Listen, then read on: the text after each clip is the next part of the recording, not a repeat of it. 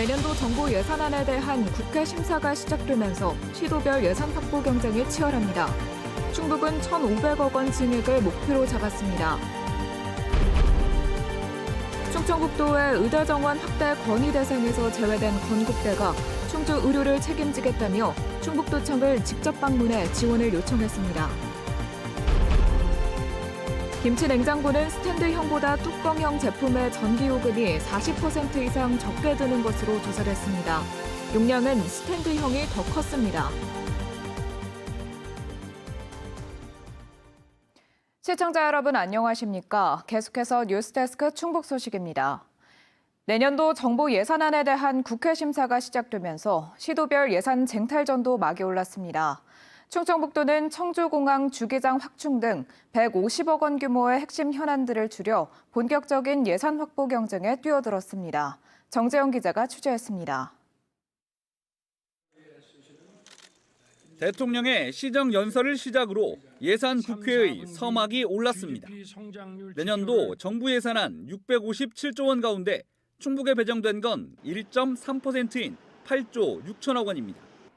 당초 요구 대비 4천억 원이 빠진 건데 충청북도는 이 중 1,500억 원의 부과를 1차 목표로 잡았습니다.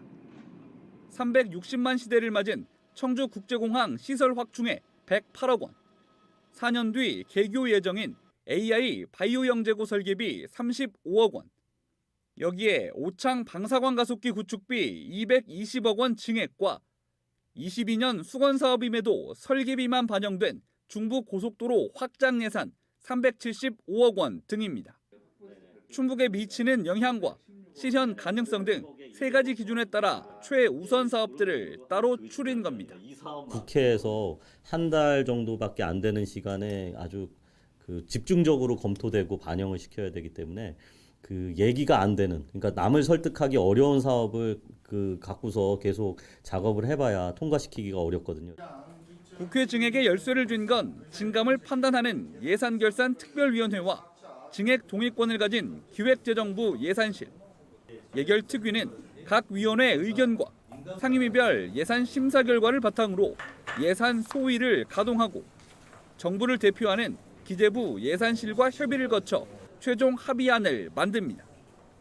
충청북도 정부예산팀은 양쪽 모두를 설득하기 위해 아예 국회로 올라가 한 달 이상 합숙에 들어갔습니다.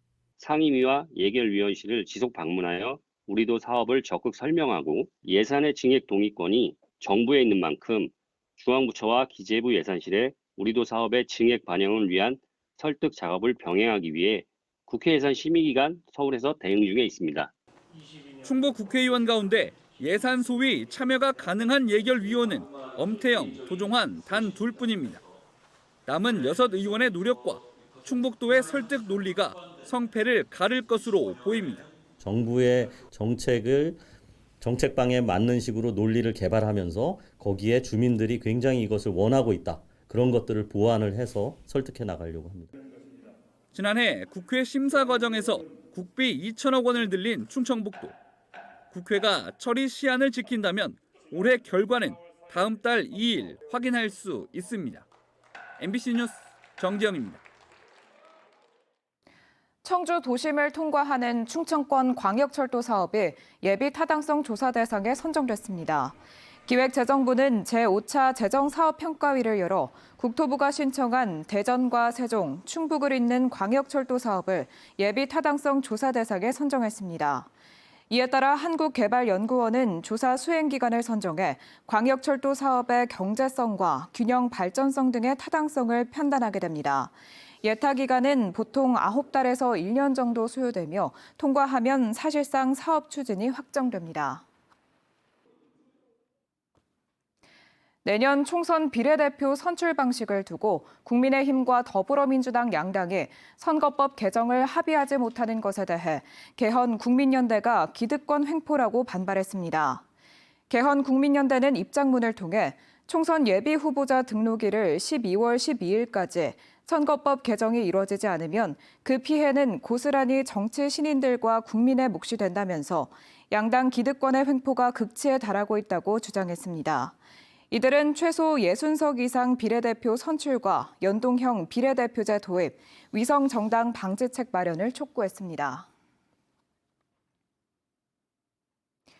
김영환 충북지사가 건국대 의대를 의대 확대 정원 건의 대상에서 제외하면서 충주 지역의 반발이 거세졌습니다. 결국 건국대 이사장이 김영환 지사를 찾아 충주 지역 의료 서비스 확대와 함께 투자도 늘리겠다고 약속받았습니다. 김대웅 기자입니다.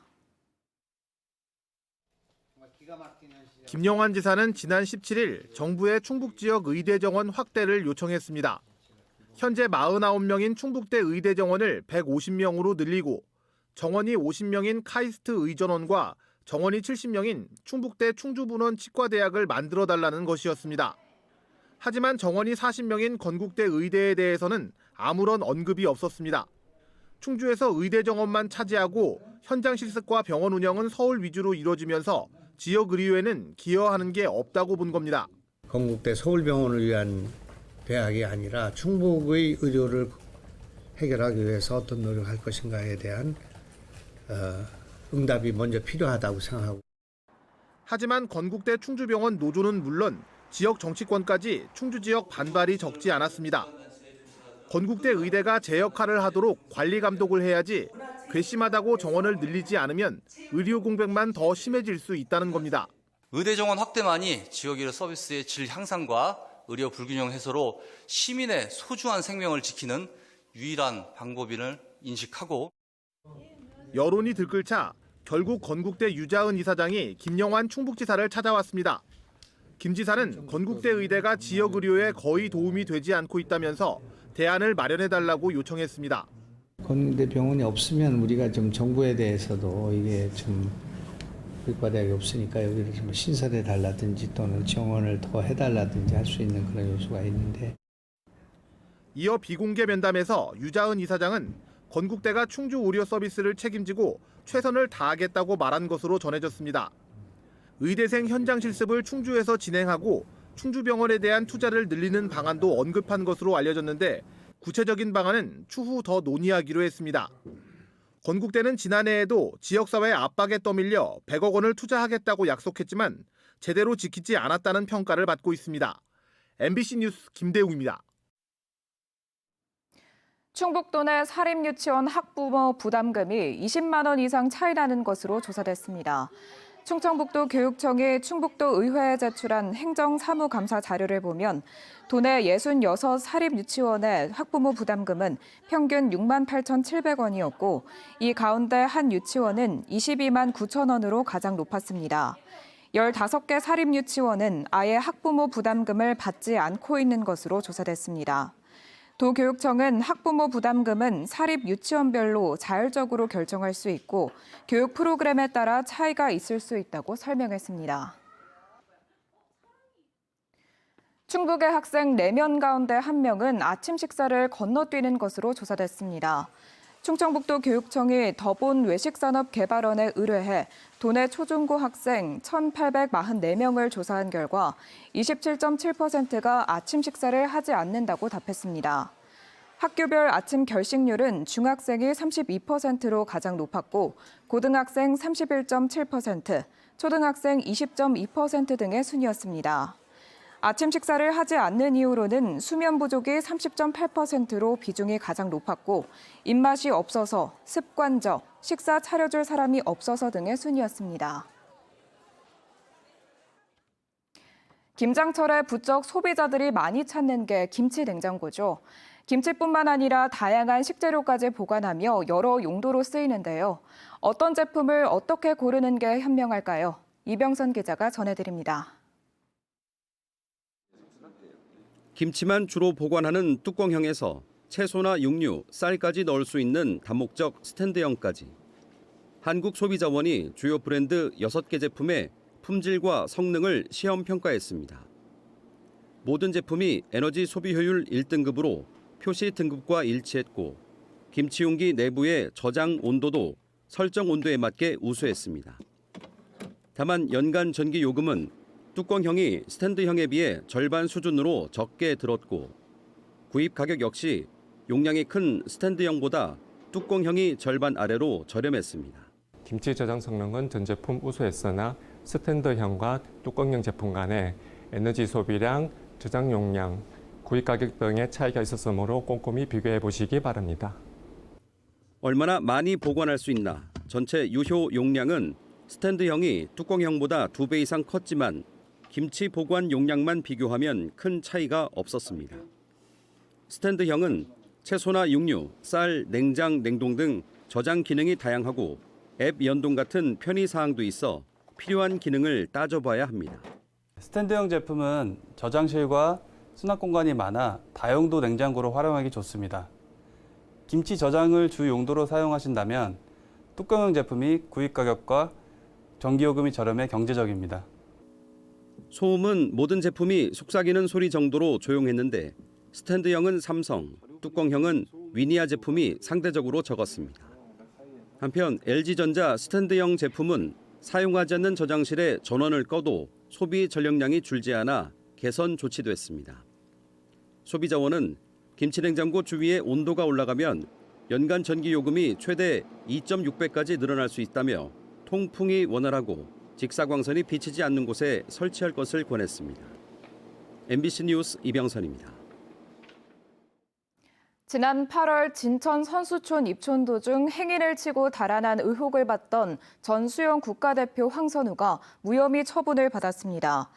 진천경찰서는 황선우 선수가 교통사고를 낸 사실을 몰랐을 가능성이 있고 현장에 다시 돌아온 점 등을 고려해 도주치상 혐의는 적용하지 않았다고 밝혔습니다.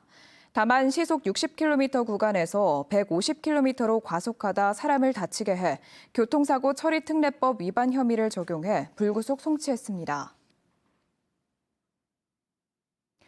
별거 중인 아내의 집으로 착각해 엉뚱한 곳에 불을 지른 남성이 경찰에 붙잡혔습니다. 영동경찰서는 어젯밤 9시 50분쯤 영동읍의 한 아파트 1층에서 불을 지른 혐의로 50대 남성을 현행범 체포해 조사하고 있습니다. 이 불로 아파트 입주민 10여 명이 대피했고 이 과정에서 20대 여성이 연기를 마셔 병원으로 이송되기도 했습니다. 경찰은 별거 중인 아내 집으로 착각했다는 남성의 진술을 확보하고 구속영장을 신청할 방침입니다. 청주의 한 아파트에서 불이 나 주민이 대피하는 소동이 빚어졌습니다.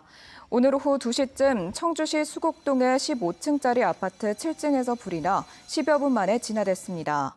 다행히 화재로 다친 사람은 없었지만 놀란 주민 20여 명이 긴급 대피했습니다. 경찰과 소방당국은 폭발음과 함께 연기가 났다는 목격자들의 말을 토대로 정확한 화재 원인을 조사하고 있습니다. 어젯밤 10시 40분쯤 청주시 오송읍 국가철도공단 시험선로에서 작업을 하던 근로자 2명이 감전됐습니다. 이 사고로 50대와 30대 근로자 2명이 전신에 3도 화상을 입고 인근 병원으로 옮겨져 치료받고 있습니다. 이들은 전동 모터카에서 전신 보수 작업을 하다 사고를 당한 것으로 전해졌습니다. 경찰은 공사 관계자를 상대로 안전수칙 준수 여부 등을 조사하고 있습니다. 폐기물 시설 입주를 도와주는 대가로 급품을 받은 현직 공무원이 입건됐습니다. 영동경찰서는 경기도의 한 폐기물 업체에 입주 편의를 제공하는 대가로 1,000만 원을 받은 영동군청 소속의 40대 공무원을 불구속 입건했습니다. 해당 공무원은 다른 부서로 전보 조처된 상태입니다. 앞서 경찰은 폐기물 업체 입주와 관련해 동의서를 써주고 뇌물을 받은 업체 관계자 2명을 불구속 입건했습니다. 뉴스데스크 충북 소식 마칩니다. 고맙습니다.